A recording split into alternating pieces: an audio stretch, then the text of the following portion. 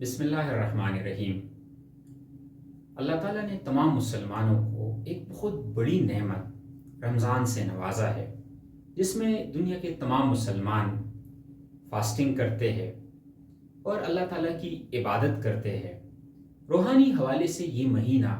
مسلمانوں کے لیے ایک بہت بڑی نعمت سے کم نہیں ہے، جس میں روحانی حوالے سے مسلمان اپنی اللہ کے بہت قریب ہو جاتے ہیں۔ روحانی حوالے سے تو اس مہینے کا اور اس میں جو مسلمان فاسٹنگ کرتے ہیں اس کا بہت بڑا امپیکٹ ہے، لیکن سائنسی حوالے سے اگر ہم اس فاسٹنگ کو دیکھیں جو تمام مسلمان 30 ڈیز کے لیے کرتے ہیں، اس کا ہیومن کی فزیالوجی اور اس کی بیہیویئر پہ بھی بہت بڑا امپیکٹ ہے۔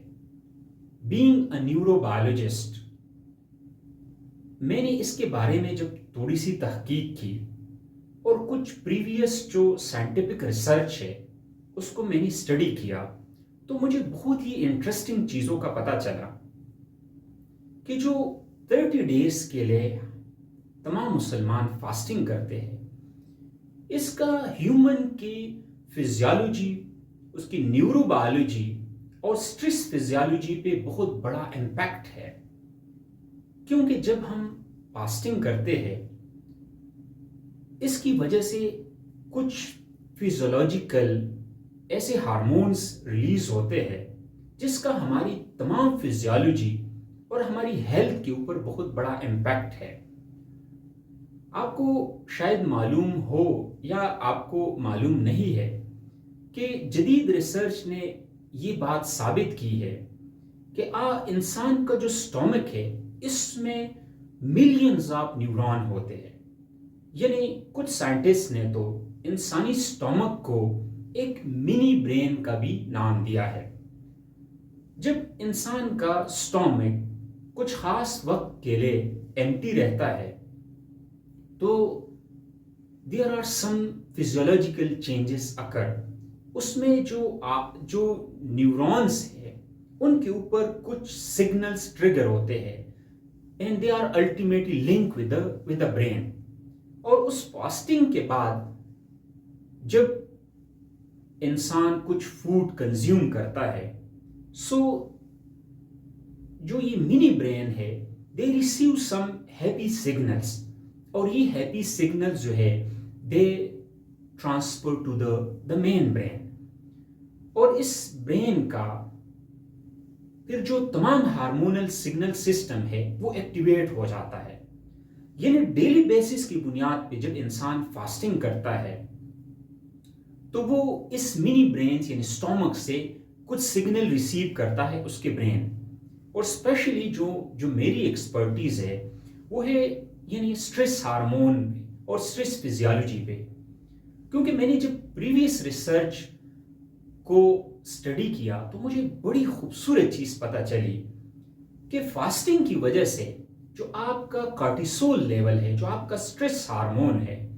اس کا لیول بہت ریڈیوس ہوتا ہے کمپیریٹیولی عام ڈیز کے بارے میں جب انسان فاسٹنگ نہیں کرتا۔ فاسٹنگ کی وجہ سے آپ کا جو سٹریس ہارمون ہے اس کا لیول ریڈیوس ہوتا ہے۔ یعنی یہ دیکھیں کہ فاسٹنگ جو ہے it's an anti stress agent, یعنی یہ ہیومن کے اندر اسٹریس کو ریڈیوس کرتا ہے، اور کارٹیسول جو ہے اس کا